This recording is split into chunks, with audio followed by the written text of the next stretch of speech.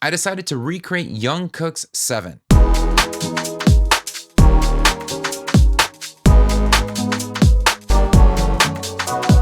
Now, this chart has been climbing up the global streaming charts and is now sitting at number 1. So today in this video, I'm going to break down the production of this track, uncover some tips that can really help level up your music production skill set. So whether you're a beginner music producer, an aspiring artist, or someone who just loves K-pop and wants to learn how to make music, definitely watch every minute of this video because there's going to be some really amazing tips and techniques that'll help level up your music. All right, so the style and genre of music that we're going to be focusing on this breakdown is a two-step garage type of feel. So let's start by focusing on the drums. Here in Ableton Live, I've got a drum rack that I'm able to drag and drop my drum sounds on, and then I can trigger by sequencing a beat. All right, so we can double click any clip slot and simply draw in our beat by double clicking anywhere on the grid. So here is our beat. And it sounds pretty fine, but there's something missing. And so I want to play you another version of this beat and see if you can identify what that is.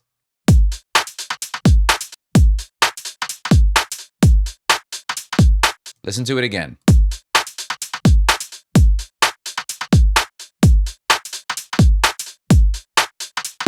The green pattern that you're hearing has more of a swing to it. Now, the notes are placed in the same spot as one another, but yet there's an added swing that gives a different overall feel and new life to the drums. So rather than having the drums just 100% right onto the grid, as you can see here, where it becomes a little bit stiff and robotic, we're going to shift some of these notes around so it's a little bit off the grid to give a little bit more of that shuffling swing type of feel, which is what makes it really noticeable in a lot of two-step and garage type of music. So let's go to these stiff drums here. What we're going to do is go over to the left-hand corner side where it says groove and hit the hot swap button. Then you can browse through the groove pool and identify any groove or timing that you would like to incorporate into your drums. So for instance, here's where it says swing eighth notes. That means that it's going to add an eighth note swing to these drums. You can audition by just simply clicking and listen to the little clicks. So that feels like it's a horse gallop, right? So let's see what happens when we add that. I'll double click this and now we have swing eighth notes. We'll go ahead and commit that and let's see what it does to our drums. So it's adding that galloping type of groove or feel to our drums. As you can see here, a lot of the notes have actually shifted away from the original placement in the grid. So now what we're going to do is find a feel that fits a little bit more to what we want. And right here we have two-step shuffled. Since that's the kind of genre of music we're going for, let's just double click that and incorporate that into our groove pool. So now let's hear what it sounds like adding that new two-step shuffle swing to our drums. So now we've got that feel that we like. So when I start to incorporate maybe other drum loops or shaker loops that has that swing as well that we normally hear in two-step and garage, it's going to actually align really well with our programmed drums. So for instance, I've got this loop right underneath it, just to add a little bit more life and excitement to our regular drum beat. So now let's focus our attention over to the acoustic guitar riff that we can hear throughout the song. Now, if you're fluent on guitar and you're able to record it into your DAW, great. I'll show you how to get the tone that we can hear in the song. But if you're not fluent at all and you really don't have a guitar available, I'm going to show you how you can use a VST plugin to get the sound that you're looking for.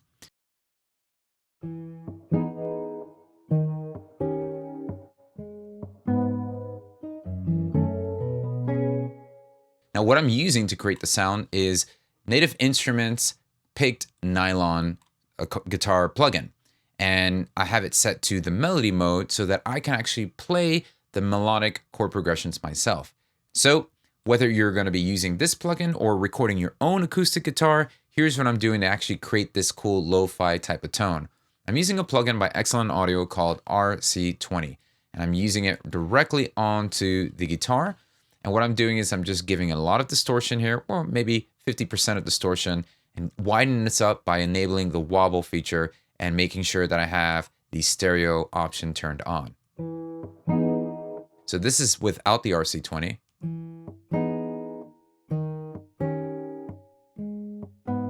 This is with it. Now, one thing to keep in mind, and this is actually more important than the plugins that you actually use, is the performance with your MIDI.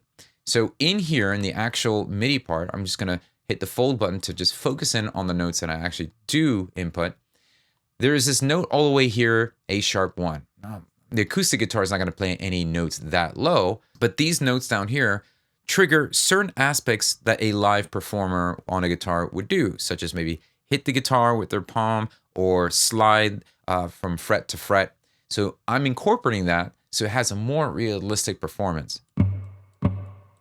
So I'm putting that at the downbeat here.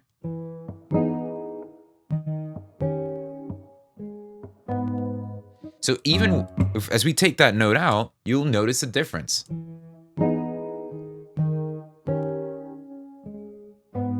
We put that back in.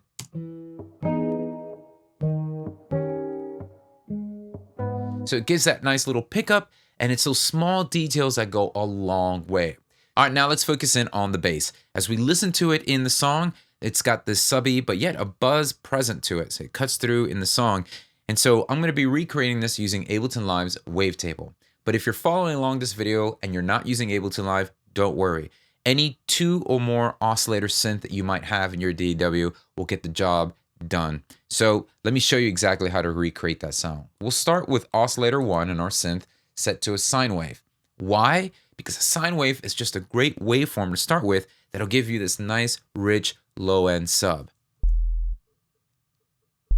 Now, if you're listening on iPhone speakers or just your phone speakers, you probably wouldn't have heard that.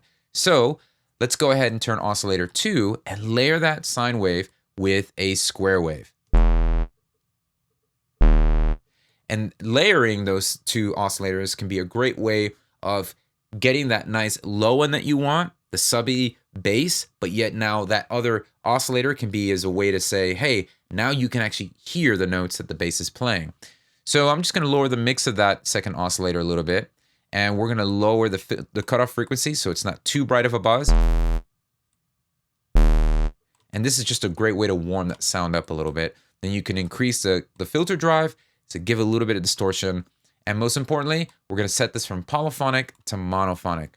It's a great idea to do whenever you're creating a bass line. You want it set to monophonic so that the notes don't overlap each other. All right, and then what we have is right after that, I'm gonna use an amp simulator to give it a little bit more beef all around. And then a cutoff filter after that, just to actually shave some more of that high end off. You can also just use an EQ and remove the high end as well. Same thing. Now let's go ahead and check out those bell chords that we can hear throughout the song. And I would encourage you, after I walk you through how to create it, save this preset, stash it away, because this is a really cool sound that you might want to use in your projects in the near future. So I'm going to also use Ableton Live's wavetable, and we're going to start with 2 oscillators set to a sine wave. This is going to give us that nice bell type of tone. Oscillator 1, we just go ahead and set it exactly where it's at. And then oscillator 2 is going to be a whole octave higher. Let's check out the chords.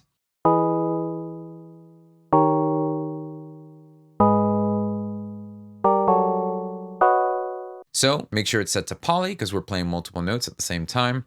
And we want to give a little bit of tail. So I'm going to head over here to the amp envelope and make sure that I increase the release. That means the note will continue to play after the actual note has been inputted. Then I'm going to go ahead and bring the cutoff frequency down because it's going to be really bright. And so the less that you're tampering with the cutoff filter, the brighter the bell type of sound it will be.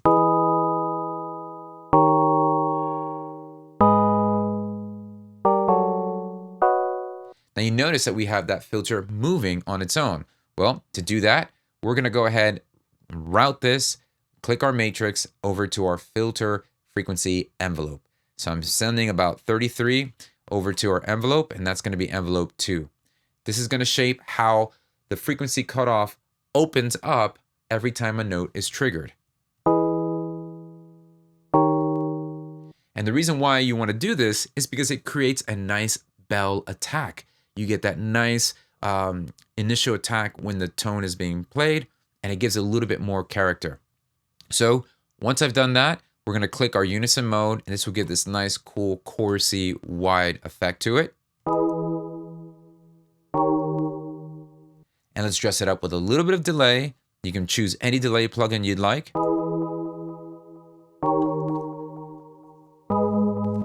And then place some space by using some reverb right after that delay.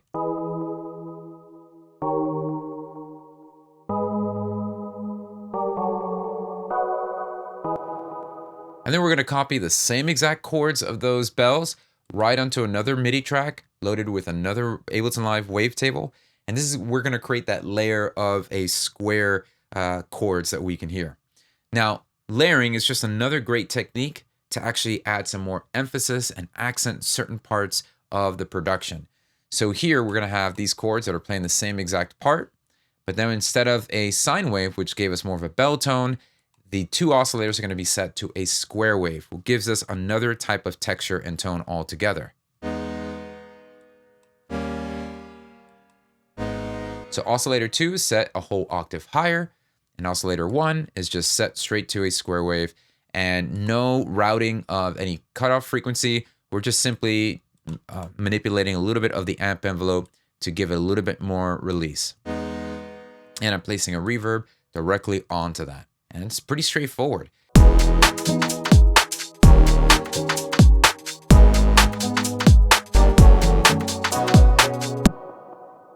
Hey, so I really enjoy doing these breakdowns because I think they're just a great way to learn how to produce music. But if you're getting started and you want to go further in depth to level up your music production skill set, and you're really serious about wanting to create music that you're passionate about making, well, then I really want to encourage you to take a look at my Ultimate Producer course.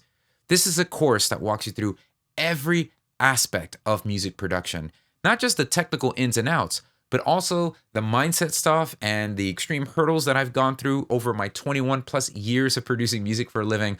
I've put that all into this course. And there's so much in-depth material that goes into this, not just producing your beats, but how you would go ahead and write your songs, arrange that, take those ideas, flesh them into demos, turn those demos into fully produced, mixed, mastered, ready to go songs. Vocal production, all aspects of producing music, and not just the production, but where do you go after you've produced your music? All that is taken into account in my Ultimate Producer course. So this is me being able to come alongside you and guide you step by step of the whole production process. I'm cramming all of my 21 plus years of experience of working in the music industry and producing music for a living, working with major recording artists, independent artists, getting music on film, TV, video gaming. All that is placed into this course. So if you want more information, be sure to click the link below in the description box or visit beatacademy.com for more details about this course. Now, if you're not serious about wanting to level up your music and take that next step with your music production skill set, I get that. Just go ahead and subscribe to this channel, stay up to date with these videos. Hopefully they encourage and inspire you to continue to just craft the music that you like making. But if you are serious and you're looking for professional guidance, well, then I would encourage you to visit beatacademy.com to check out more details on how you can check out the Ultimate Producer course. Until then, I'll see you next time.